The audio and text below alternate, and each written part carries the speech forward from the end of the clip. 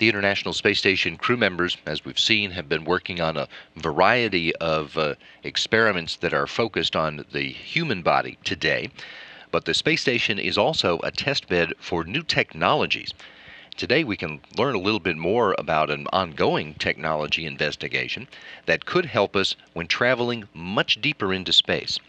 Let's go to the Payload Operations Center at NASA's Marshall Space Flight Center, where Lori Meggs is there to tell us more.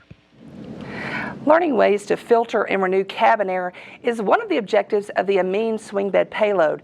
It's vital to deep space exploration, especially if we want to cut the demand for resupply of the essentials.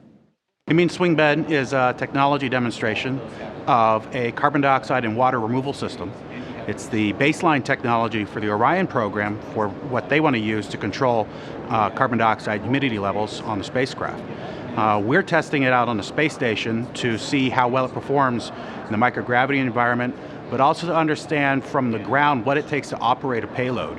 A lot of our people in our team are technology developers and really don't have a good insight into the ops world. And so this is a great bridge for technology people to see what ops is all about.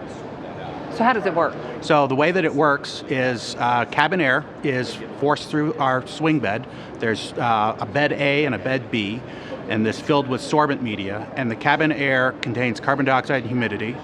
Carbon dioxide and humidity sticks to this sorbent media and on one bed, while the other bed is exposed to space vacuum. And so a valve controls the airflow between one bed and the other, and every so often, every 6 to 20 minutes, the valve rotates, changes positions, and then the bed that was loaded up with all that carbon dioxide and humidity is then vented out to space vacuum. And so this is a process that is regenerable. We don't save the carbon dioxide and humidity, but the sorbent media can be used for a very long time. So how does this help with future exploration? So this was a demonstration of the technology that Orion plans on using for their main system for controlling carbon dioxide and humidity. And the additional things that we added into it, water-safe functions and air-safe functions, were very specific to originally an ISS application because they don't want to lose a lot of water vapor. Yeah. So these new components that we added involving a desiccant system, that would be able to be applied to missions that are of longer duration than, say, Orion, when you want to start worrying about how much water vapor you're venting overboard. How long does this demonstration last? Well, the science started back in May of 2013, and we just finished this past February. In terms of collecting the science, we did 1,000 hours of operations. The experiment, however, is going to be staying on longer because we provide a capability. We can scrub carbon dioxide when other systems may be needing maintenance or something. We can provide contingency support. So it's really up to the program how long they want us to stay up there.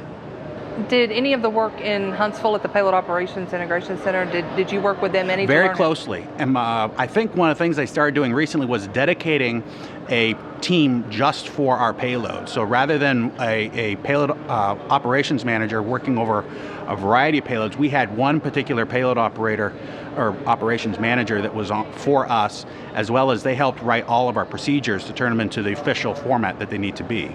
So we work very closely with the folks at Marshall to operate this payload, as well as getting it up on orbit. And taking a live look, they are working with the Amine Swingbed folks this morning. It is active, and they are doing their part to assist there. Craig Cruzen is the Payload Operations Director today, leading the team. Now later today, they'll be doing some work with the Opals experiment, and that's the laser communications experiment. So a lot of work going on today, busy here in Huntsville as usual. That'll do it for us here at the Payload Operations Integration Center. Now back to you at Mission Control in Houston.